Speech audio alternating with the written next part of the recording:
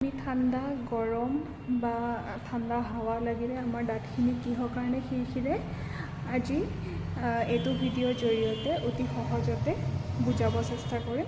চ' এইটো ভিডিঅ' চোৱাৰ পিছত আৰু আপোনালোকৰ কনফিউজন দূৰ হৈ যাব যে আপোনালোকৰ দাঁতবোৰ কিহৰ কাৰণে সিৰসিৰাই।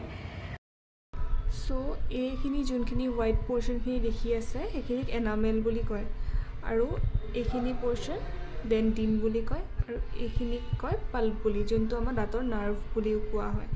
চ' এইটো ডেণ্টিন যোনটো পাৰ্ট হয় সেইটো চবতছে বেছি চেঞ্চিটিভ পাৰ্ট হয় আমাৰ দাঁতৰ।